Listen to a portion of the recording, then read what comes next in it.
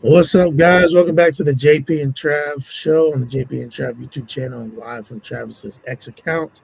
As always, it's your host with the most, JP. To my right, I have my esteemed brother, co-host, and friend, Travis J. Davison, Let's or better known see. today as LSU head coach, Oh Trav. man. Hmm. Well, yeah, my beats died right as we were going on air. Right as we're going on air. Oh, Yeah, what are the odds? What are the odds? So we are hopefully Oklahoma's offense gets off to a better start than my beats did. So yeah. So didn't hear the intro, but I'm sure it was the same as every other week. I'm doing well. Thank you for probably asking. Yeah, man, busy. About to head out towards Tennessee tomorrow. Stop at my normal spot there in Tunica. Hang out. Got to run by and get my radio equipment in the morning to bring with as a backup, and then just hammering away, heading over to Knoxville, and then be headed back the next day. I'm excited. Obviously, you're traveling down, so that'll be a lot of fun. Ready to put this Ole Miss game behind us. yes. Take the good from it, leave the bad in the rearview mirror, and yeah. How are you doing, buddy? Man, I'm good. I'm post volleyball season, so it's a little bit more space and room to breathe a little bit, a little transition in between basketball and whatnot. So I'm looking forward to this weekend, man. It should be fun. Driving down with the homie TJ, and then obviously you're gonna be there.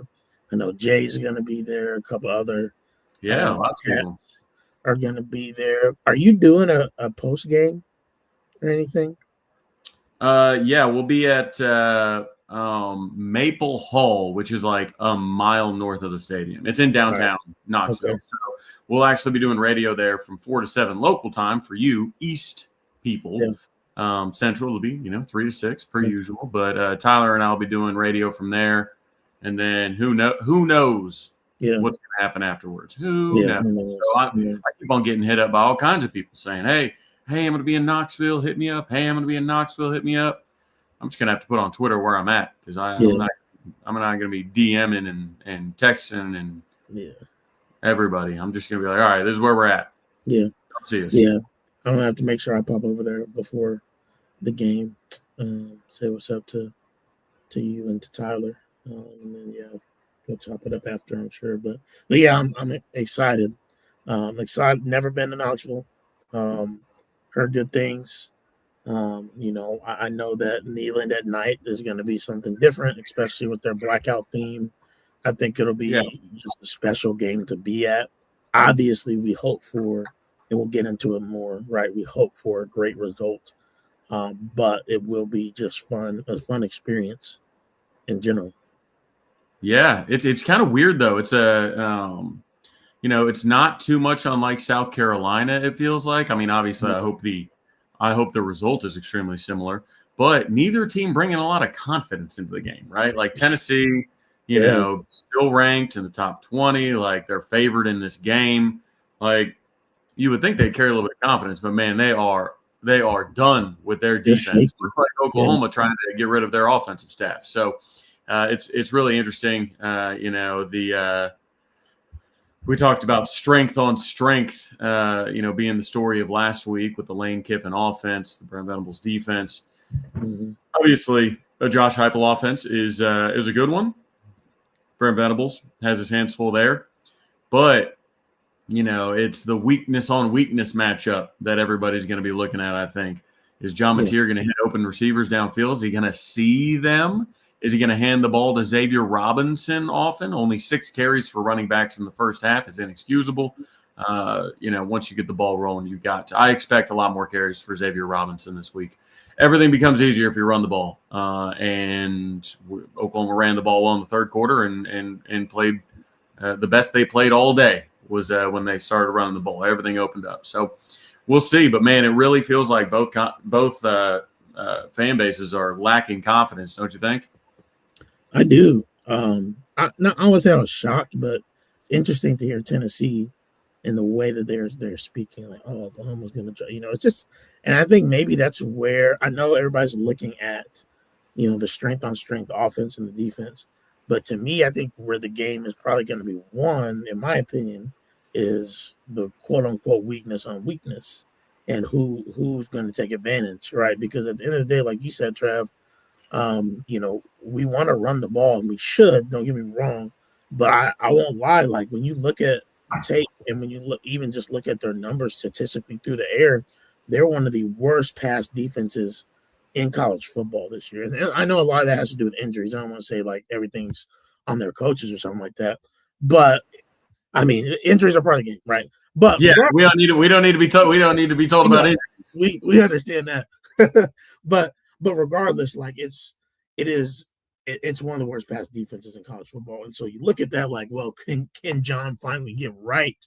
But the reality is, if you looked at the tape from last week, there was wide open players like a couple of times. And so Arbuckle was scheming him up. He was scheming him up. Yeah. And so if he didn't see it last week, what hope do we have that he's going to see it? And I'm not saying that to be negative. I'm just saying like the pass defense could be as bad as it needs to be, but people can be running wide open, but the quarterback don't see it and don't throw it, then it don't really matter. So I am interested to see what happens. And here's the one thing I'll say, and then we'll get to Ole Miss. We got a couple of videos to pop up for you guys. Our good friend Sooner Gridiron clipped them up. We'll get through it and then we'll get on Tennessee. But I just want to say we have to be honest, and I've been seeing people act like John Mateer since the beginning of the year. Oh, I've known that he's just not that guy. And to me, I feel like that's disingenuous, Trav. And you can tell me if you feel like I'm wrong, but like I feel like there's a clear difference between pre-injury John Mateer and post-injury John Mateer, and not even just from our eyes. You can ask like the film guy Brooks Austin. Like he says the same thing. Todd McShay has said the same thing. They were super high on the dude from film, not just from like, we feel good about it because we're Oklahoma fans. From film, they were high on him through the first 4 weeks. He was a Heisman contender. So do we think he just forgot how to play football? I think there's just a lot going on, and he has to perform, don't get me wrong. But I don't think it's that just John has always just not been that guy. Yeah, I feel like, I talk about a specific word often when, we're talking about quarterback play, and it's trust. You've got to trust so many things as a quarterback. You've got to trust what you see pre-snap versus what you think it might be post-snap. You've got to trust, the play call. You've got to trust the line to give you the protection. You've got to trust the wide receivers to run crisp routes. You've got to trust the wide receivers to catch the ball when they're open. You got to trust the wide receivers to go out there and make plays for you. And I don't know if, the injury, set him, it feels like he was set back from a preparation standpoint, kind of getting out of the groove for those 2 weeks, not throwing, not staying in rhythm. I don't think there's anything physically that's holding him back. I think it's just another thing he has to trust and think about, while he's working through it. But yeah, I think he's a guy that you can look at and get in the film room and say, hey, look at what you missed. And I think he's a guy that can, sit out there. And I especially think because Ryan Foje played well. I think Foje and EPL played well. Like I think he'll trust the protection against Tennessee. They do get after the quarterback. I believe they're 8th in the country in TFLs. But, I think John's going to trust the protection to be there. One thing that I hope that he gets with his wide receivers with, and I hope that Emmett Jones gets with his wide receivers with this week, is, hey, man, when John Mateer breaks contain, keep running your route. Like, run somewhere. Like, you can't just run to the sideline and be like, oh, my route's over. Time to, stand on the sideline or just watch John run. Like, no, you've got to continue running. I mean, that you can do one of two things, basically. Either run to the ball and show him your hands, or run towards the end zone and see if he can put one up deep over a defense that's kind of settled a little bit once you've stopped. You see this happen in the pros all of the time. And for some reason in college, you rarely see it. I mean, how many times have you watched, escape artists in the NFL, whether it be Jalen Hurts or Josh Allen or Patrick Mahomes or Baker Mayfield or any of these guys like that get outside the pocket, keep their eyes downfield, and their wide receivers are just still trying to get open, are still trying to sit in soft zones. And that's where I think early in the season, that's where I think we had, a little bit of success throwing the ball to Jaren Kanak because he would keep getting open. He would still try and find a soft spot in the zone. And it's, it's a backyard ball. So Jaren Kanak could do that because that's the kind of ball player he is, a little backyard ball. So I don't know. The wide receivers have to help him out whenever he escapes pressure and keeps his eyes downfield. You have to give him opportunities to put the ball downfield. Yeah. No, I agree. And like you said, I think it's a case of both of that with the scramble drill. And I think it is a case of just, he'll say his thumb's not affecting him. It's probably not physically, but I think it's affected his confidence a little bit. Yeah. I think it's clear. Like you can't say it hasn't. Does that mean that I think everything we've been told about the guy, he has good mental fortitude and he'll get through it. I don't think, he's Jackson Arnold in terms of like up here mentally and what Jackson went through last year with that. I don't think that's John. I hope not, because if it is, then it's going to be hard. I'll be honest. It's going to be hard for us to win another game if that's him, if that's the way he's going to play. However, I still feel like there are things there for him if he just takes the layups, right? We've talked about it. Teddy talked about it. Just take what's there, man, and we'll be good. Stop trying to play hero ball. And I feel like a part of it is that's what he's trying to do. He's at Oklahoma. He hears some of the noise. He wants to be that guy so bad, and he missed 17 days, and he's trying to make up for it. He just gotta go out there and be himself. Stop trying to do too much. And I think that it'll be okay beyond that. But yeah, I mean the one, and we'll matter of fact, we'll just throw it up right now. The long touchdown to Satania, he did actually, I mean, he didn't break out of the pocket, obviously, but Satania did, go open to space when he said, hey, move, get open. And he actually did do that. And so we've seen some of that. We just haven't seen, like you said, consistently and from every position group. I've said this a lot, and Trav, I want to know what you think about this. I think that we miss a little bit of Keontez Lewis because I think he was that safety blanket for John for a while. I know Jaren was a leader, but like Keontez was sitting in zones. It felt like they had a good thing going, and I feel like him being out, and obviously he's played maybe one game with John in there, and he hasn't really been 100% since the whole concussion thing. I think we miss him. Yeah, no, for sure. It's a good point, and that's part of where all year I've been talking about. Why are we getting no rotation in the wide receiver room? It's like you would expect them to kind of get on the same page to start to help each other out and whatnot.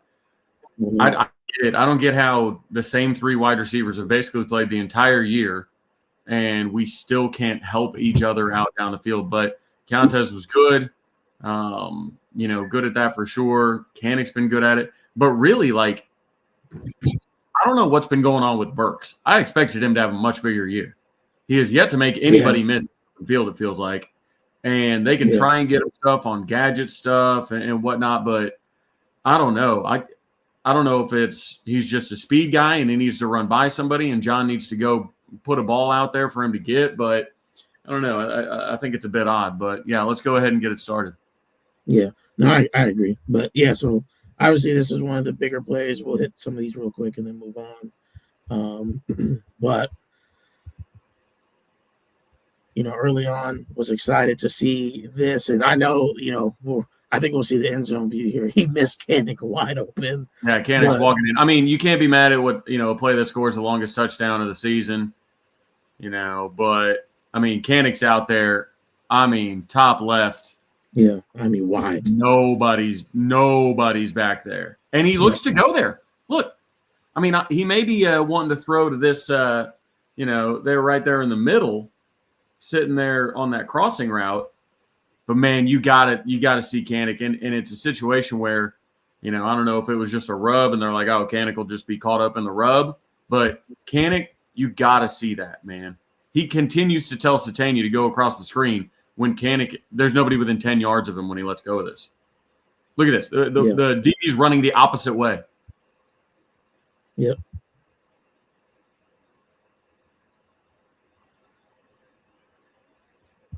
Yeah. I mean, look how much space is between Kanik and Kanik's almost off the screen from the end zone. Yeah. Dude. Wide open off the screen.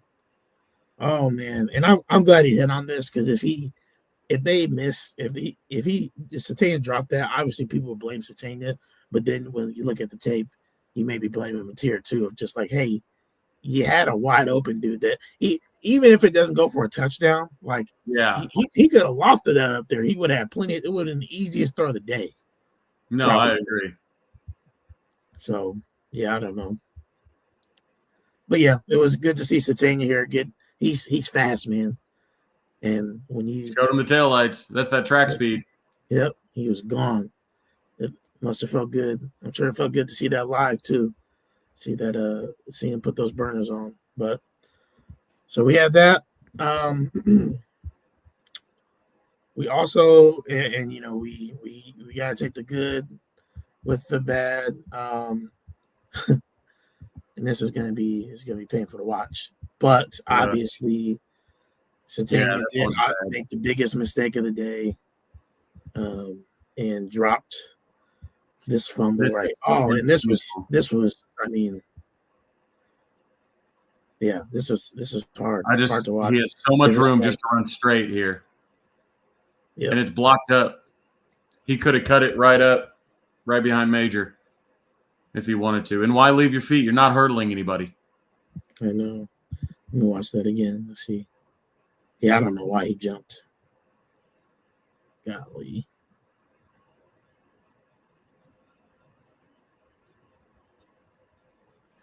Yeah, it's just tough because OU is like, I feel like Oklahoma does this so much. Just shoots themselves in the foot. This is a 5-point game right now. Oklahoma would have had the ball in Ole Miss territory. Hell, he might have sprung it if he keeps it on the sideline and cuts after winning. Let's look again. You said if he keeps at the sideline until like the 50. Yeah. And then cuts in right behind 83. So this guy's blocked right here. Perfectly clean. If he just goes straight and then cuts to the right behind 83, who has a great block as well. Yeah, I don't know. I mean, maybe this guy standing next to the 5 cuts that out after he sees him, take the outside. But worst case scenario, you're at the 50. Oh man, that's frustrating. It is. Yeah, couldn't come at a worse time. It almost made you feel like, oh my gosh, like here we go again, and I know. I was begging. I was like, please tell me that right ankle is down. Please. I know. It was so close, too. It was too. So right close. There. You're like, all right. Yeah. Ball's not out yet. Yeah. Yeah. Now, do they count? Do they count ankles, though? Do they count ankles, or is it the shin? I think it had rolled all the way down. I think they count like the inside ankle, just like anything else. Yeah. Oh man, it was so close, and you can't overturn it at that point. That would have been such a huge play in the game, because I mean, like you said, is it guaranteed we score? Not necessarily, but we have been rolling offensively at that point. We had figured some stuff out. We had figured X out, which that's a whole nother conversation because he still didn't get the ball. But we had figured that out, and it felt like, hey, we got this thing rolling, and then boom, all the momentum gets sucked out, and our defense does a good job holding them to 3 still. But at that point, it's like, man, now you got to go and score, and do a 2-point conversion after the fact. Yeah, there's one thing, Kirby, I'll agree with you on. I just J9 it's a rough one. Right, but also like I don't care at this point. Like it doesn't Yeah. It doesn't affect our football team anymore. He doesn't play. It's not like we can, his contract's backloaded anyways. Like all of them are. Like it's fine. It's not. That was probably the best thing about the post game show this week is everybody wanted to fire Brent, but at least we didn't have to talk about Jaden Ott anymore. I'm glad we leave him in the past. His aunt started threatening people in my mentions. Did she? And then deleted her Twitter account. So what was she saying? She was saying like it was in reply to somebody because I was like, hey, retweet this if you want to just stick with Xavier Robinson and Torrey Blaylock the rest of the year or whatever. And some lady was like, hey, said something about Ott, and then the aunt, it was like D.Ott, was like, once I find you, I'm going to do this, I'm going to boom soon your face or something like that. And then she's like, oh, good, you're in Texas, like even easier or something like that, like going on people's profiles. And then like she was saying some crazy stuff online. Like it's just messy, man. Yeah, it is. Kaysen says X and play like she get 30 carries a game, X closer to 20.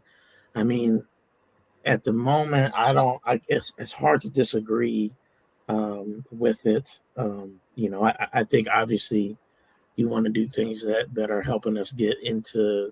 We don't want to be in third and long situation. We're in third and long, see what we can do. But if we can be in second and short often, third and short often, then I think you start to see more of that. 100%.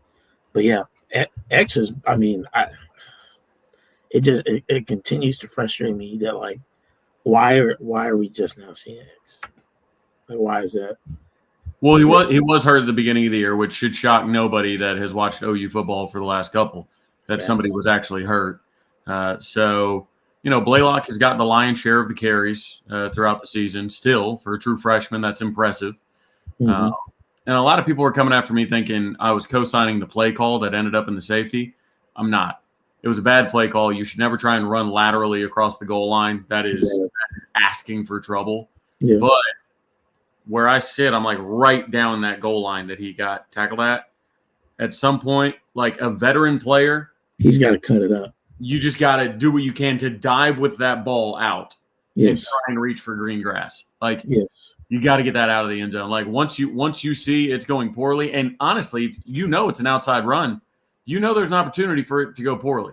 So it's like you got to be ready to cut bait on that run, and you've got to reach that ball across the goal line. So, little things like that. Obviously, he will improve, but you got to be running north-south there anyways. Like it almost feels like they had the same play drawn up before the penalty, because the whole reason they were backed up on their goal line is to like you get a holding call on like a fair catch, which Oklahoma's special teams penalties are maddening.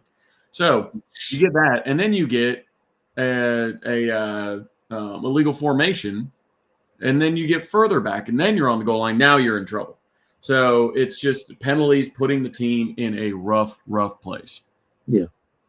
Yes, indeed. And that's like you said, that's been one of the most frustrating things. Why do we continue to have stupid penalties? But sorry, it took a little bit to get the X video uploaded. Otherwise, we would have already done it. But yeah, I mean, if X had been fully healthy, you got to think that he factors in a lot earlier.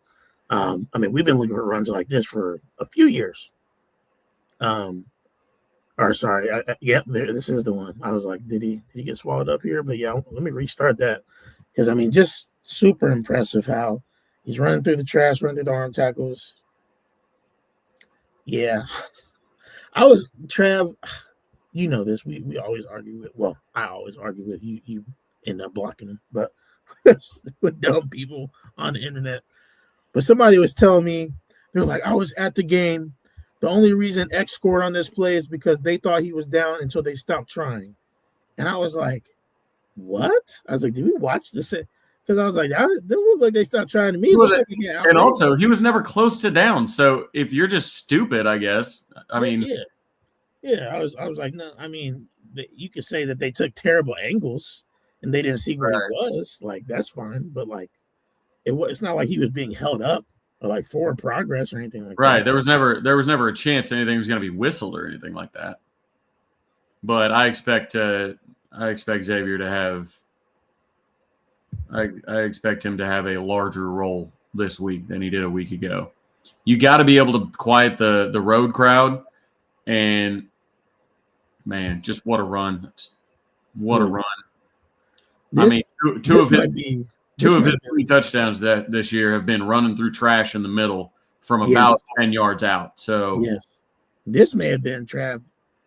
I mean, okay, the last one was impressive from a speed perspective. Mm-hmm. But this one, to me, may have been more impressive because look, like even here, like the jump cut right here, right? Not running right into the back of who is that? Is that Caden Helms? Right there? Yeah. Which he's been blocking well too. He's been playing well too. But not running to the back of him, jump cutting there, and then getting upfield quick and in a hurry. And the blocking was pretty good there, guys. I know Ole Miss's defense is not great, but I know the offensive line has been reamed for a lot of things. But this block, I mean, after this initial jump cut right here, look at that. Yeah, that's your blocking you've been begging for all year. Yes. Gets it up here, and then EPL goes and just lights that guy up. Mm-hmm. Go out and look for work. Yeah. Yeah, Caden Helms is just a better blocker than Kanik. He's just bigger than Kanik. Yep. He's been playing tight end longer, at least, practicing tight end longer, been working out with the tight end group longer. Yeah. So, I mean, even here, he takes a shot. Like, he takes a shot and then holds his own. Like, from behind, you can really tell. Like, the guy smokes him coming up and trying to put him in the backfield. Look how far Caden Helms jumps on this. But he stays with him. Yeah. Does a good job.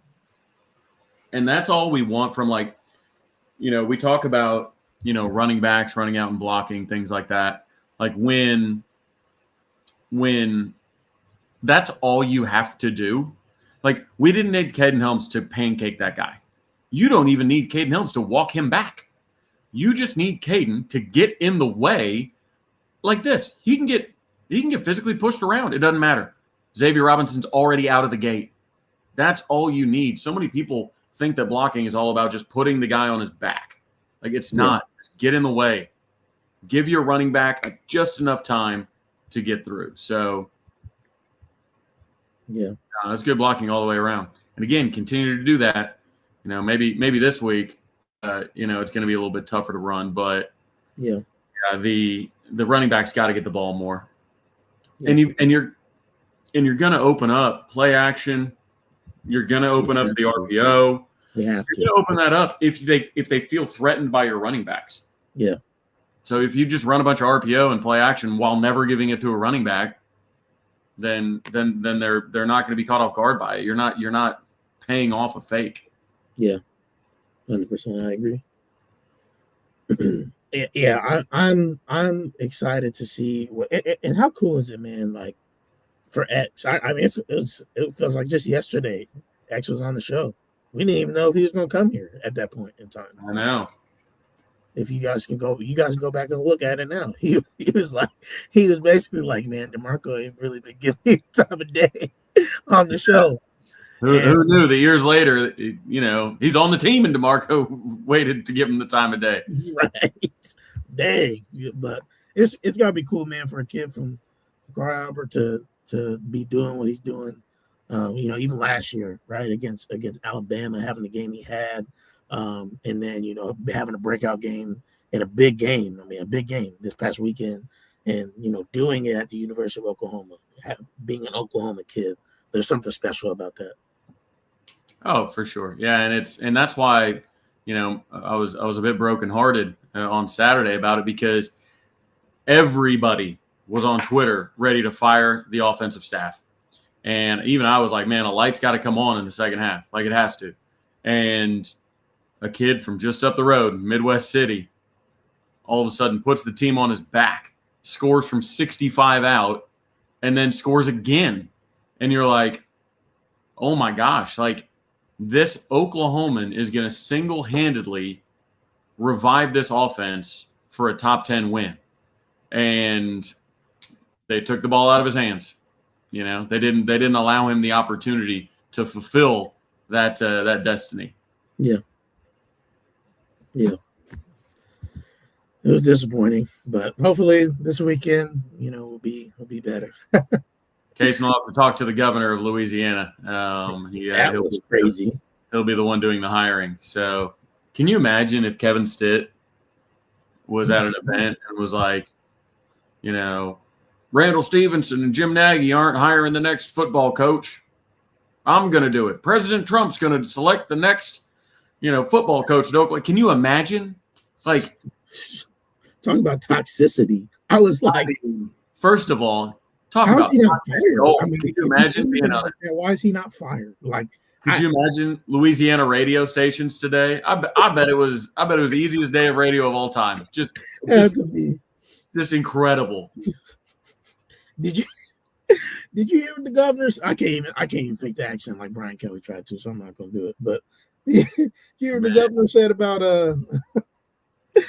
and I just, as an AD myself, like I get mad when people I have a really good relationship with my administration, and they allow me a lot of autonomy and leeway. Obviously, like there are guardrails, right? Simple.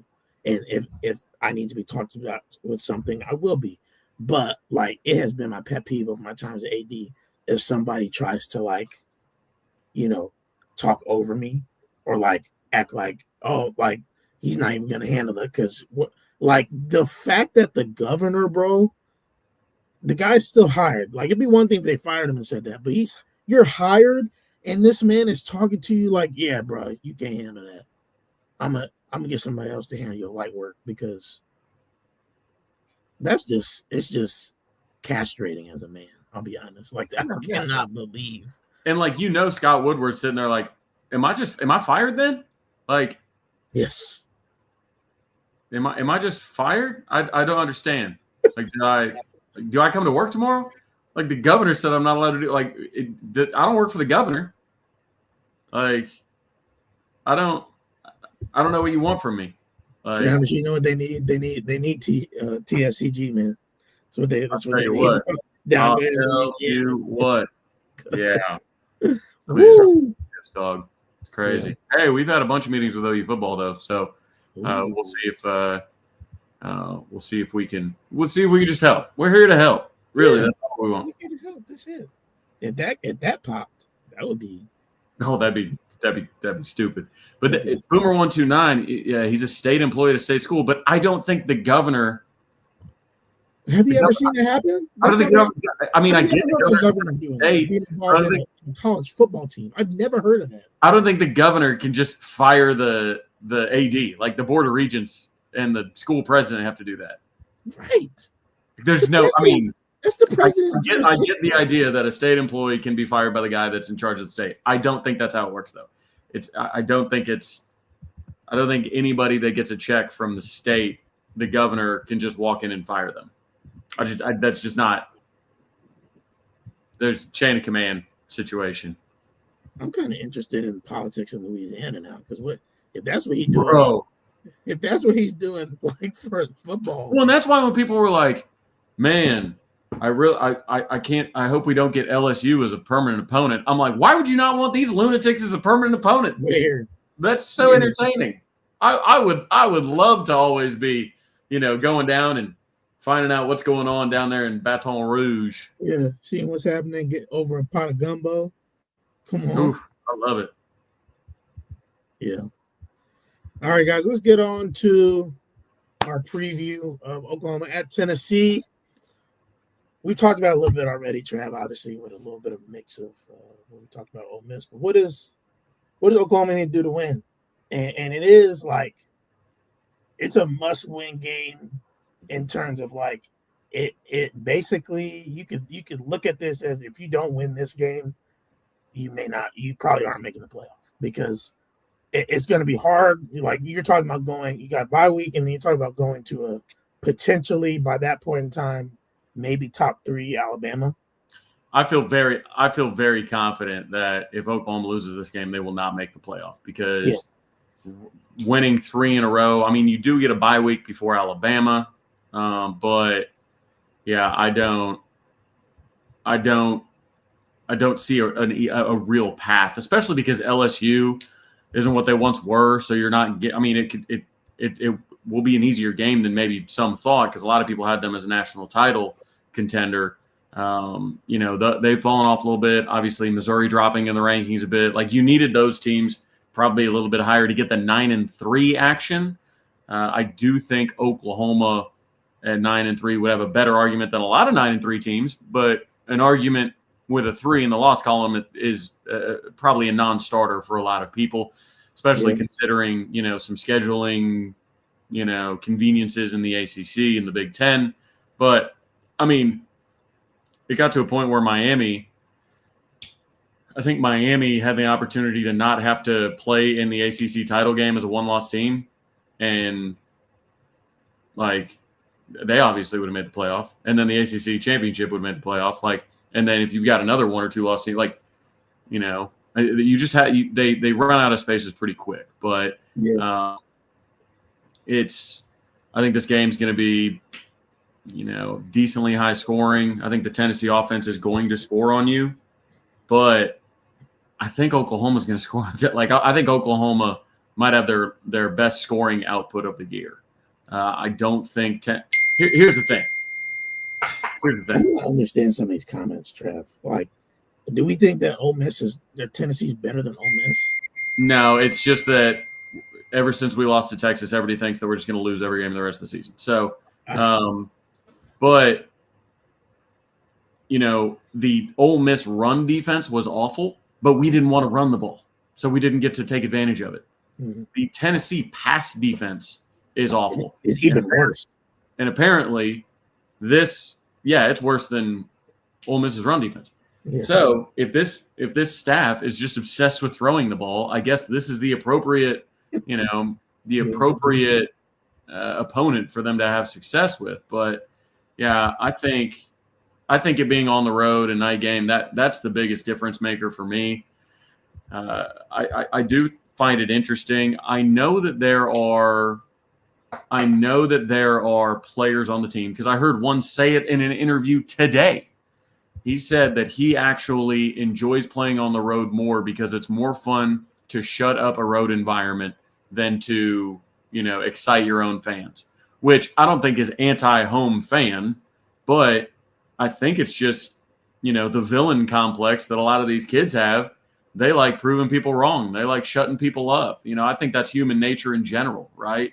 We like proving our doubters wrong. So I think that, this team has an opportunity, just like they did after Texas, to go on the road, kind of just be with themselves in the locker room and go try and shut up a road environment. Obviously, road environment different than North Carolina's, especially given the time of day. But, I think this matchup isn't awful for Oklahoma.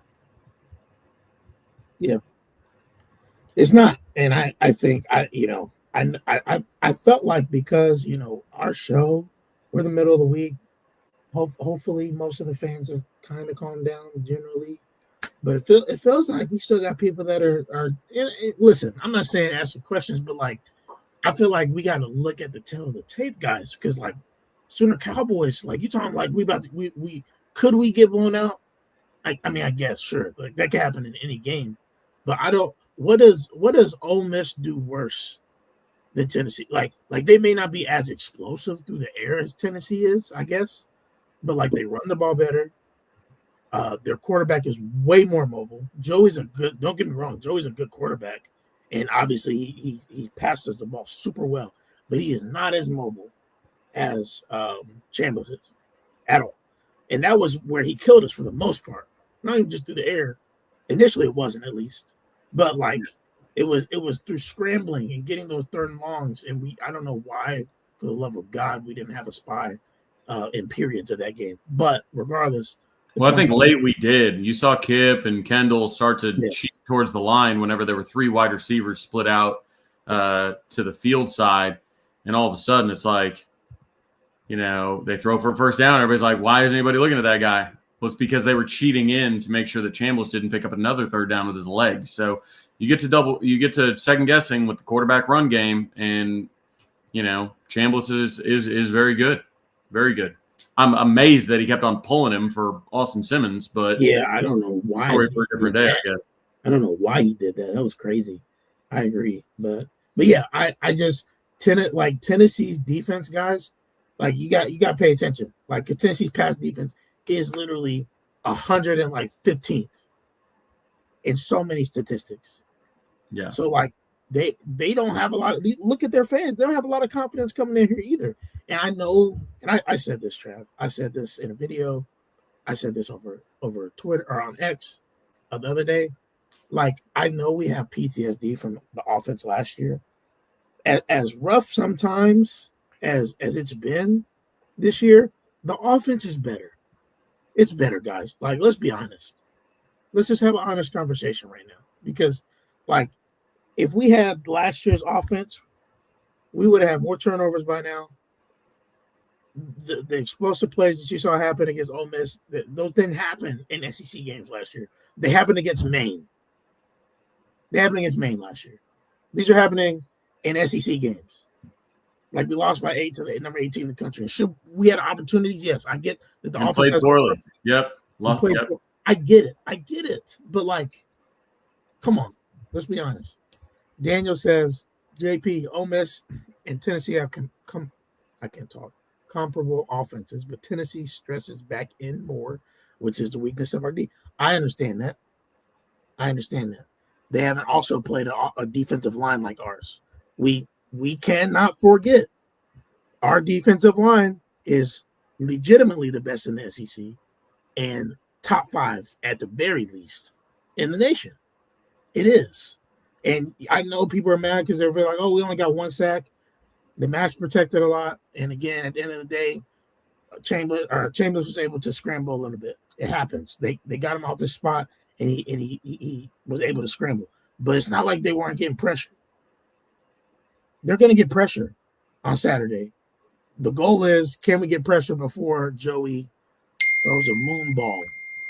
And we just got to hope and pray that the boys on the back end can't, come ready to play on Saturday, because they're going to test us. Yeah, I agree. Well, and you brought it up. It's Chambliss' legs, man. I mean, it's that. Look, there are not many people that have the running ability that Trinidad Chambliss does. Simple as that. Now, I'll be interested to see what they do on the back end of the defense to switch it up. Now, a lot of times our safeties are left on islands because Brent's running such exotic screens that if you don't get pressure, or exotic blitzes, that if you don't get pressure, like you're letting safeties try and cover, SEC wide receivers, and it's just not. That's not a winning recipe over and over. That's a mismatch. Yeah. So, I'll be interested to see if they take a different approach to that, because you don't want to put Joey Aguilar in a situation that he put Jackson Arnold in and just said, hey, look, good luck trying to cover dudes, because Joey will make you pay for it. Mm-hmm. So I think that the defensive line, I think you trust them to get pressure and relax on the rest of it. Drop 7. Let the front 4 go to work. Fresh legs. They rotate a ton. Let the front 4 try and win, and let everybody else help. Yep. Agree, 100%. I mean, we have legitimate dudes, guys, on the defensive line. As soon as Cowboys, I remember you the last couple of years, bro.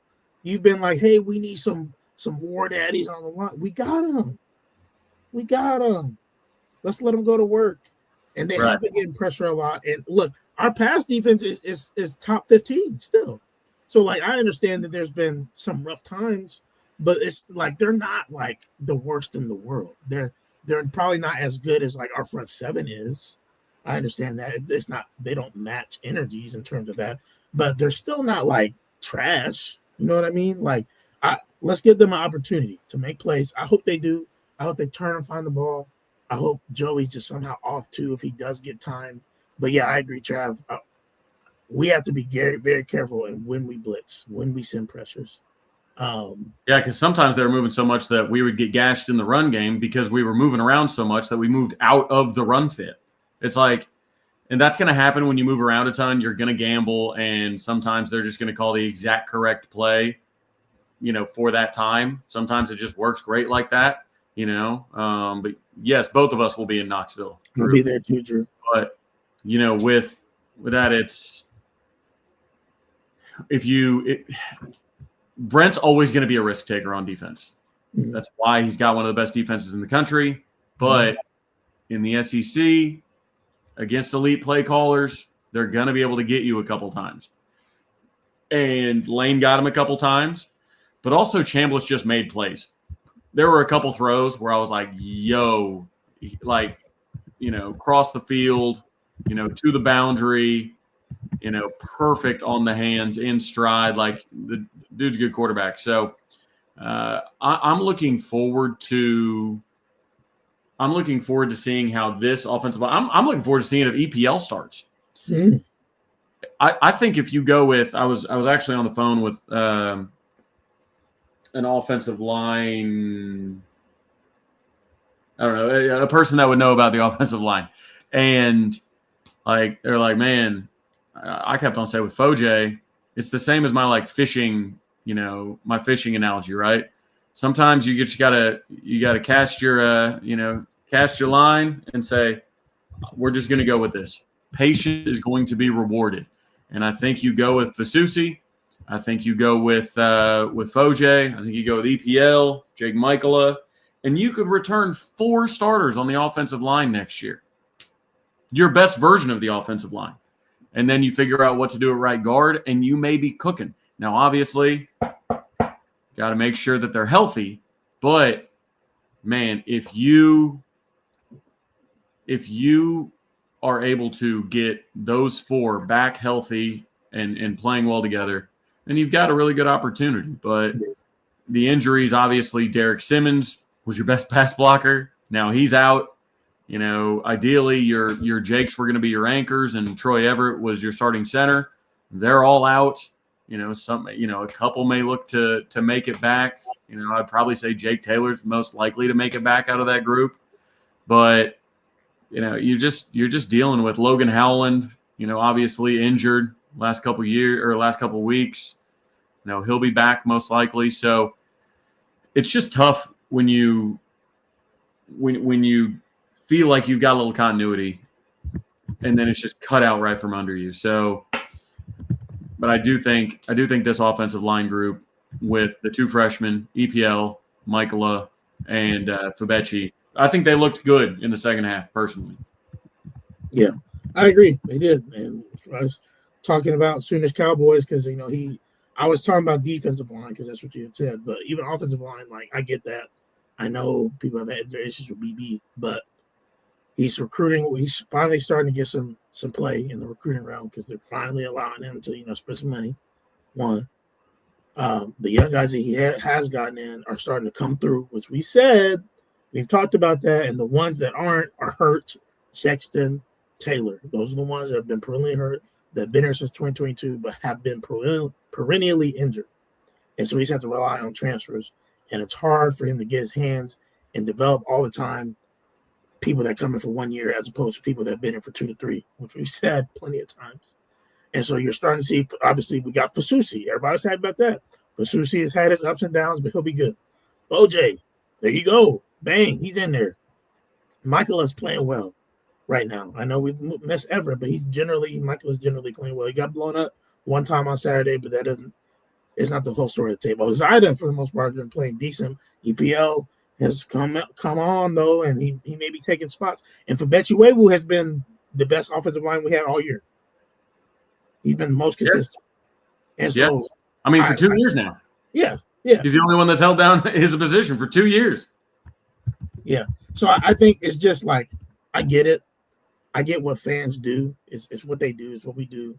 We in our minds we see something, so like it doesn't compute. Even if we're told ad nauseum, Travis, that Bill Bedenbaugh is the most respected offensive line coach in NFL circles. We've been told that for years. Well, And I'll put it this way: if your hopes and dreams are that Bill Bedenbaugh is gone, Jim Nagy's going to make those decisions. And if there's a guy that is very familiar with Bill Bedenbaugh's work, it's a guy in Jim Nagy who has known about his work and has been scouting his prospects for the last decade. So maybe some other coaches on staff that have not put people in the NFL, have not developed people into NFL players, maybe they're more at risk than what Bedenbaugh might be in. Possibly. Yeah. No, I agree. And so it's just like you're hearing that, but then you're in your mind, you're not seeing it. So you're like, well, it must not be true. Okay, bro. Like you could say it's not true all you want, but like he had back-to-back first-round tackles. Like last year, did somebody not get drafted? No. But the 24-23, the like Anton Harrison, who was one of the best tackles in the league right now, and Tyler Guyton, who's had his ups and downs, but he's first-round tackle. He was a former 3-star, former tight end that we took from TCU, and Bill Bedenbaugh developed him into a first-round pick. So like, I understand people are mad because they're like, well, what about the offensive line play from 2022 to now? And we've gone through it. We've gone through the gauntlet. We said, hey, you got to look at, the strength conditioning program before Jerry Schmidt. And then with that, when everybody left out of Lincoln Riley, here's what he was left with. And he wasn't given a lot of money initially to really recruit the way he probably needed to, or even go for guys in the portal that were going to make huge splashes. And then there's injuries. All that has combined. And I know it sounds like a lot of excuses, but the reality is all that has combined to make what we've seen. But it's starting to get rectified.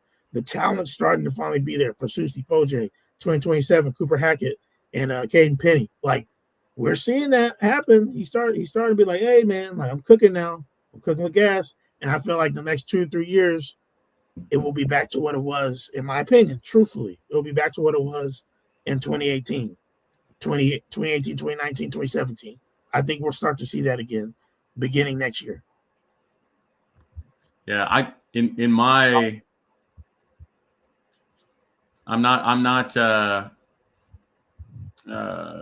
not promoting that any coaches get fired. Let me be clear up front with that. But if I could build my dream staff for next season, I mean, Brian Hartline's not available, but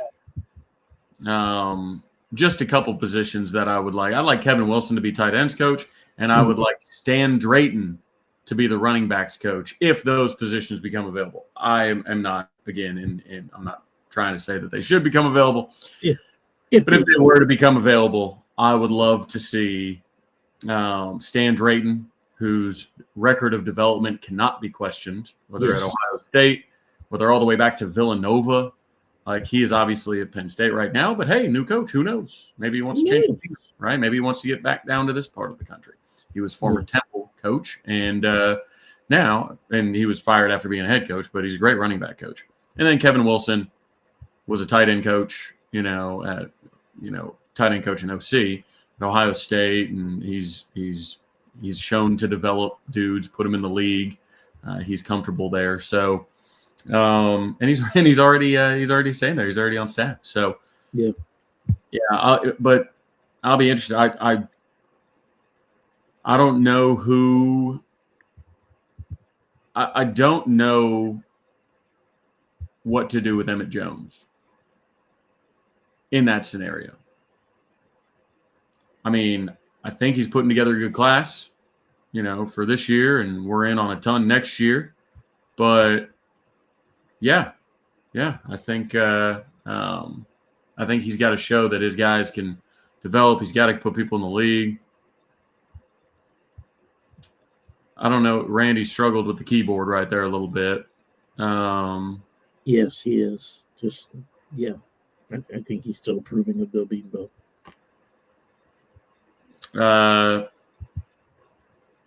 Yeah, and Randy hates Bill Bedenbaugh, so I never I never get in conversations with Randy about Bill Bedenbaugh because it's just a waste of time. So, so yeah, Randy is the largest Bill Bedenbaugh hater on the planet. So really bigger than Bob Stoops' statue. He pretty big hater too. It's possible, and I know Randy's a good dude and used to coach high school and all that, and I got nothing personally against the guy. We just disagree on this one particular thing. So I talk to him about anything else. We want to talk about barbecue. We want to talk about, what our dream cars are, or we want to talk about, which way the toilet paper roll goes, or whatever. I'm down for whatever. That's just the only thing that we don't agree on. So, and that's fine. Everybody's entitled to their own opinions, but let's go ahead and make a score prediction, Trev. We got a couple guys doing it already. As you're thinking through that, I'm I'm okay with DeMarco. I'm okay with Joe John. I'm just saying, like, I would be okay with it happens, whatever. Emmett Jones, I disagree with. I think that I disagree with the rotation that is happening right now, but I think that people forget about what happened in 2023 and how good that receiver room was, and then 2024, all the injuries, and then here we are this year, and they haven't been like, amazing, but they haven't been bad. Satania is top 5, I think, in SEC in receiving yards. So like that, that's some development, whether you want to say it is or not. And then Bill Bedenbaugh, I'm not gonna go down that rabbit hole. I was just promised that the completely deserving of the title Dallas legend was going to be able to recruit Dallas well. I mean, was going to be able to sign all these Dallas. Yeah. Dallas is one of the hottest talent beds in America. Like, it's got more talent. It can supply the whole SEC with talent. And so upon his arrival, I was like, oh, Emmett Jones about to reel in all this Dallas talent, all these big time wide receivers and this, that, and the other. And I don't know. We'll see. Maybe they're coming, but I'll put it this way. When other people, when I read reports about other recruits and how much they enjoy their visit and what they like about Oklahoma, freshman corner or like 2026 and 2027 corners, they say, man, it's so cool you get to play as a freshman, man, right? Like, if you're good, you'll play, right? And that's what we love about seeing Cortland Guillory and last year Eli Bowen. That's why, that's why it excites me to go, right? You see Michael Boganowski, Reggie Powers getting play early, right? Now you see Fasusi and Foje both starting as freshmen on the offensive line. You see Torrey Blaylock leading the team in carries at running back position. At wide receiver, you don't have anybody that Emmett Jones has recruited from high school playing. The portal is a recruitment all in itself. You got to recruit the portal too. So I'm not one to say that, he didn't have a hand, obviously a huge hand in recruiting the portal wide receivers. But how come we can't get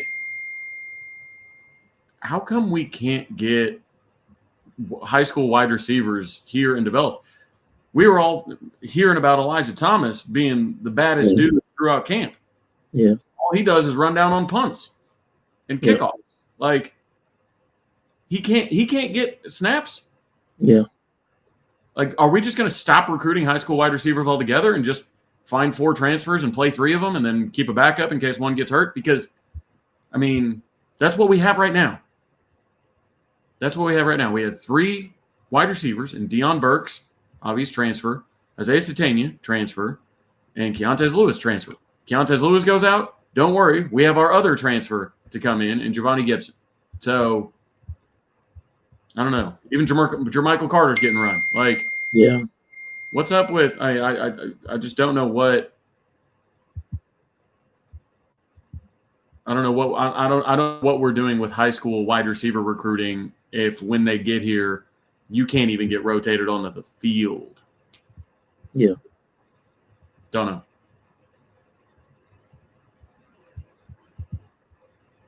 I understand that. Guess we'll have to see, man. We'll have to see what happens. But yeah, I disagree with the rotations too. I do. Doesn't make sense to me. But yeah, you disagree with the rotations if they existed. Yeah, there are no rotations. All right, what's your score prediction, Trav? We got a few different ones. Only one who's predicting a loss is Sooner Cowboys, which is not surprising because he thinks we're going to get blown out. So, Hey, that's closer. Based on his comments, I thought that's closer than I thought that he would say. Oh, wow. Daniel's all the way down, 42-24. We're not going to score more than Kentucky. Kentucky has a worse offense than us, but hey. I'd be upset if we gave up 42. That's for sure. But yeah, I think if Oklahoma wins, it's going to be by a field goal. Like I think this is, if they lose, I think it's like a 31-34 type situation.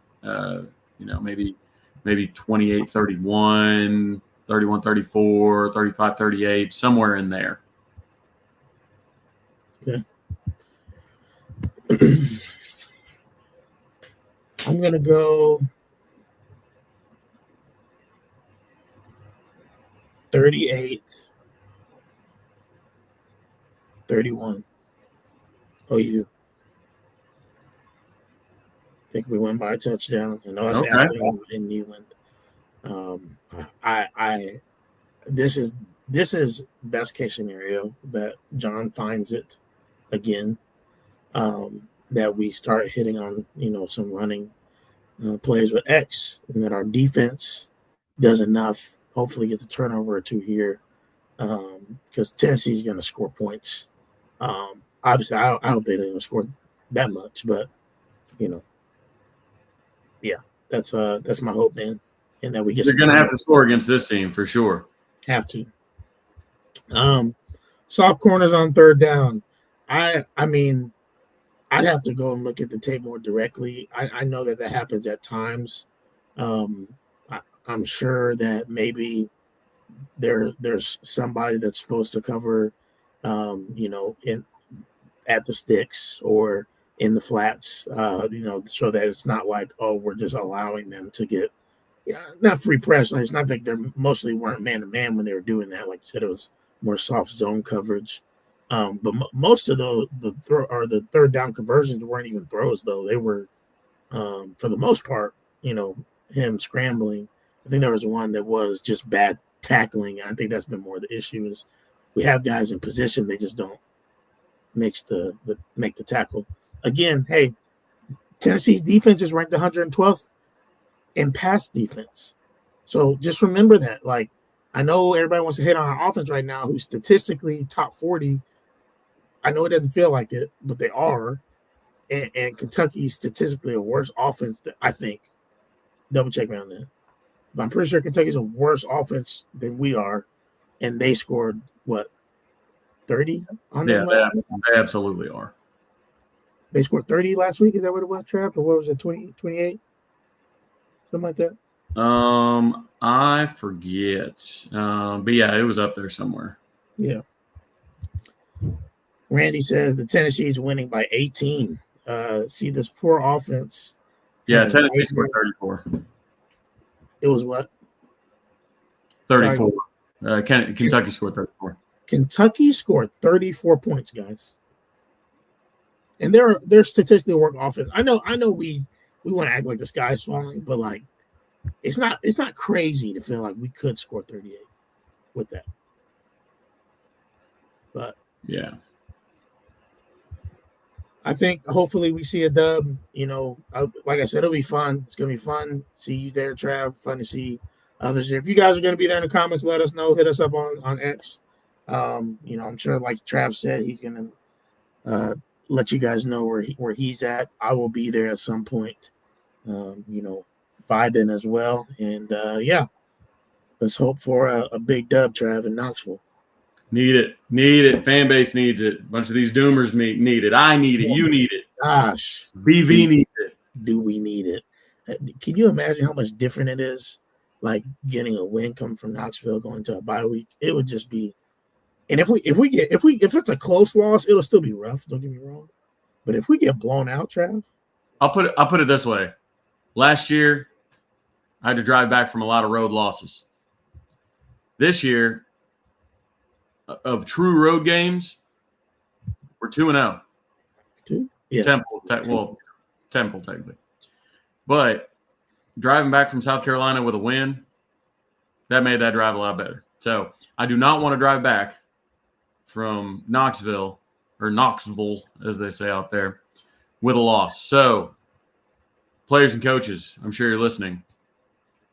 Think about me. Think about win this for my drive. In case you didn't need any more motivation, win it for me, because that's what matters. That's what win it for Trav. Win one for the Trav man. Win one for the Trav. Win one for Grill Boy. That's what Man, win man. one for the griller. That's hilarious. But all right, guys, we appreciate y'all. We will keep y'all updated on obviously our shenanigans over the weekend. Trav, we should get a new picture. We gotta get a new picture together for the show. Oh, that's true. That one's circa 2021. That's the Speed D shirt that we had to repurpose. That thing burning. Yeah. That's still gotta hang in the closet somewhere. So, but yeah. All right, guys. We love y'all. Appreciate y'all. We'll see y'all next week. Hopefully talk about Dub. Boomer. All right, I gotta get on.